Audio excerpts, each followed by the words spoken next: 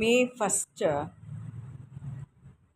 உழைப்பாளர்கள் தினம் அப்படின்ட்டு தமிழில் சொல்லுவாங்க. உழைப்பு, ஒர்க்கர்ஸ், ஒர்க் பண்ணக்கூடியவங்க எல்லாருக்குமே வந்து இன்னைக்கு ஒரு ஃபெஸ்டிவல் மாதிரி. ஆஹ் அது எல்லாத்துக்கும் ஒவ்வொரு நாளுக்கு வருஷத்தில் ஒரு இது இருக்கும்ல. அந்த மாதிரி இந்த நாள் மே ஃபஸ்ட்டு வந்து உழைப்பாளர்கள் தினம் அப்படின்னாங்க. Workers, labours day or workers day. சரி, ஏஐசிடியு அப்படின்ட்டு ஒரு இது இருக்குது. அது என்ன, ட்ரேட் யூனியனுடைய இது, all India centre of trade unions or all India council of trade unions, all India centre of trade யூனியன்ஸுங்கிறது, இல்லைன்னா கவுன்சில், சில மெம்பர்ஸ் மட்டும் இருந்தாங்கன்னா கவுன்சில் ஆஃப் ட்ரேட் யூனியன்ஸ், அது அந்த பர்டிகுலர் இடத்துக்கு ஏற்ற மாதிரி. ஸோ இதில் வந்து கம்யூனிஸ்ட் பார்ட்டிக்கு என்ன, அதில் இது இருக்குது, ரெட் கலரில் அதில் வந்து அவங்க வச்சுருப்பாங்க அந்த ஃப்ளாகு, அந்த இது எல்லாமே ரெட் கலரில் இருக்குது. ஸோ இது வந்து அலர்ட்கான ஒரு விஷயம்னு சொல்லக்கூடியது இல்லை, ஒரு டேஞ்சர் ஜோன்னு சொல்லக்கூடிய ஒரு விஷயம் இல்லை. ஏன்னா ரெட் இஸ் ஆல்சோ அந்த மாதிரியான ஒரு சிம்பாலிசமில் இருக்குது. பட் இந்த ரெட் வந்து ஏதோ ஒரு விஷயத்த நம்ம லான்ச் பண்ணுறோம், ஆரம்பிக்கிறோம், இன்ட்ரடியூஸ் பண்ணுறோம், இனிஷியேட் பண்ணுறோம். அந்த மாதிரி வந்து இப்போ காலையில் சொன்ன அந்த புலர்கிறது, ஆரம்பிக்கிறது அப்படிங்கிற ஒரு சில விஷயங்கள் இருக்குல்ல, அந்த மாதிரி வந்து பார்க்கும்போது அப்படி தான் நான் நினைக்கிறேன். இதில் வேறு என்னென்ன அர்த்தங்கள் இருக்குங்கிறது தெரில. சிட்டி இம்ப்ரூவ்மெண்ட் ட்ரஸ்ட்டு, சிட்டி டெவலப்மெண்ட்டுக்காக உருவாக்கப்பட்டது. அதுக்கப்புறமா அந்த எல்லா ஸ்கில்டு லேபர்ஸும், எல்லா பொருளும், எல்லா வர்த்தகத்தில் ஈடுபடக்கூடியவங்களில் இருக்கக்கூடியவங்க எல்லாருமே, யாரெல்லாம் வந்து ஈவன் அவங்களோட பிஸ்னஸ்ன்னு சொல்லிட்டா கூட அவங்க வந்து சில விஷயங்களை முன்னிறுத்தி தான் அவங்க பண்ணுறாங்க. ஸோ இப்போ small and medium scale enterprises இருக்குது, அந்த மாதிரியான பிஸ்னஸஸ் இருக்குன்னா கூட அவங்க வந்து லார்ஜ் என்டர்பிரைசஸ் ஆகிறதுக்கு வந்து அவங்க முயற்சிப்பாங்க. எப்போவுமே முன்னுக்கு போகணும், ப்ரோக்ரெசிவாக போகணும், ஒரு நல்ல ஒரு விஷயமா இருக்கணும்னு தான் நினைப்பாங்க. எப்போவுமே இம்ப்ரூவ்மெண்ட்டில் நல்ல ஒரு வீழ்ச்சி இல்லாமல் இருக்கணும் அப்படிங்கிறது தான் வந்து இந்த இதில் வந்து இருப்பாங்க. டேமேஜஸ் வந்து அதிகமாக இருக்கணும் அப்படின்னு நினச்சி யாரும் முதலீடு பண்ணுறது கிடையாது. யாரும் உழைக்கிறதும் வந்து நல்ல மேன்மைப்படுத்தணுங்கிறதுக்காக தான் உழைப்பாங்க. சரி, அந்த மாதிரிக்கு உண்டான இன்றைக்கி ஒரு நாள். இந்த கம்யூனிசம்க்கும் ஃபாசிசம்க்கும் என்ன டிஃப்ரென்ஸ்?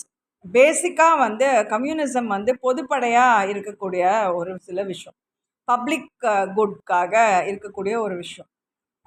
அதில் வந்து தனி நபர்களை குறிக்கக்கூடிய ஒரு சில ஐடென்டிட்டிஸை வந்து அவங்க இதை பொருட்படுத்த மாட்டாங்க. For the larger good, for the larger benefit of larger population.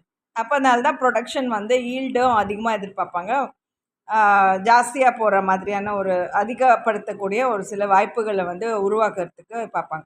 So கம்யூனிசமில் வந்து public good for larger cause of good அப்படிங்கிற மாதிரி தான் இருப்பாங்க. பப்ளிக் உண்டான அந்த ஃபேஸ் வந்து அவங்க இது அதுதான் முன்னிறுத்தி பண்ணுவாங்க. ஃபாசிசமில் பார்க்கும்போது அந்த face value of a product, face value of your customer, face value of the business person, face value of the management group, அந்த மாதிரி ஒரு ஐடென்டிட்டி பிராண்ட் க்ரியேஷனை வந்து உருவாக்குவாங்க. ஒரு சில வேல்யூ ஆடட் செயின்ஸுன்னு சொல்லிட்டு value added group, value added இது அப்படின்ட்டு ஒரு சில செக்ரிகேஷனை வைப்பாங்க. ஸோ இது லார்ஜர் பப்ளிக் குட்ஸுன்னு சொல்லக்கூடிய ஒரு கம்யூனிசம்க்கு உண்டான ஒரு அடிப்படையான ஒரு தத்துவம் அது.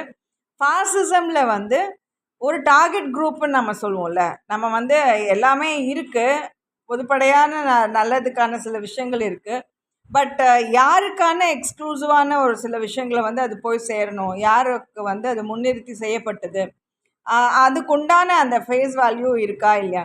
இப்போது ஒருத்தர் சாதாரணமாக எடுக்கிறாங்க, ஒரு பொருள் எடுக்கிறாங்க, ஒரு 10 ருபீஸ்க்கும் எடுப்பாங்க. சில பேர் வந்து எடுக்கும்போது அந்த பேனாவோட வேல்யூ வந்து 1 லேக் ஆயிடுச்சு அப்படின்னா அதை தான் வந்து எதிர்ப்பாங்க. இப்போது அதே ப்ராடக்ட்டு ஒருத்தருடைய வேல்யூவில் அது 10 ருபீஸாக போகுது. ஒருத்தர் வந்து வேற ஒரு நபர் வந்து அதே ப்ராடக்ட் வாங்கும்போது அது 1,00,000க்கான வேல்யூவாக அப்ரிசியேஷனில் அவருக்கு ஒரு தனிப்பட்ட நபரில் அவருடைய ஃபேஸ் வேல்யூவில் அவர் வந்து 1,00,000 கொடுத்தா தான் அந்த பேனாவே வாங்க முடியும். அப்படிப்பட்ட ஒரு விஷயம். இப்போது சாதாரணமாக பொதுவான ஜனங்களில் யார் வேணாலும் ஒரு 10 ரூபா கொடுத்தா அந்த பேனா வாங்கிட்டு போகலாம். பட் ஆனால் அந்த ஒரு நபருக்கு அந்த பேனா வேணும் அப்படின்னா அந்த பேனாவும் வந்து அந்த தன்மைக்கு ஏற்ற மாதிரி அதுக்கு 1,00,000க்கு என்ன வர்த்தோ அது எப்படி ஒரு டாட் வைக்கணுமா இல்லைன்னா ஒரு அளவு தான் போடணுமா ஒரு அளவு தான் அதுக்கான இதில் இருக்குமா அப்படிங்கிறத அது அந்த அந்த நேரமும் காலமும் அந்த பர்சனை வந்து சேர்ந்தக்கூடிய ஒரு விஷயமா ஆகுது. அதனால தான் வந்து கம்யூனிசம்க்கும் ஃபாசிசம்க்கும் இடப்பட்ட ஒரு சில கருத்து வேறுபாடுகளும் ஒரு முரண்பட்ட கொள்கைகள் வேறுபாடுகளும் இருந்தது.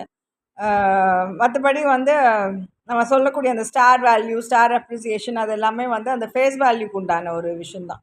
பட் பொதுப்படையான ஒரு வாழ்க்கையில் பொதுப்படையான ஒரு வர்த்தகத்தில் பார்த்தாலும் எந்த ஒரு ப்ராடக்ட்டுக்குமே வந்து ஒரு ஃபேஸ் வேல்யூ இருக்குது. எந்த ஒரு தனியாக ஒரு ப்ராடக்டை வந்து நம்ம லேபிள் பண்ணுறோம் நேம் பண்ணுறோம் அது ஒரு ஐடென்டிட்டி ஒரு இது பென்னு மாதிரி இல்லை அதுக்குன்னு ஒரு பேர் வைக்கிறாங்கல்ல அதுவே வந்து அது வந்து ஃபேஸ் வேல்யூவாக தான் இருக்குது. ஸோ இன்றைக்கி நிறைய பேர் வந்து உழைப்பாளர்களில் இருப்பாங்க. ஏன்னா உழைக்காத மனுஷங்க வந்து இருக்கிறதுக்கான வாய்ப்புகளே இல்லை. ஏன்னா அது ஒரு மூமெண்ட்டு, அது ஒரு greater satisfaction in life, greater energy. அதனால் அது எல்லாருக்கும் வந்து அந்த வாழ்த்துக்கள், மே தின வாழ்த்துக்கள்.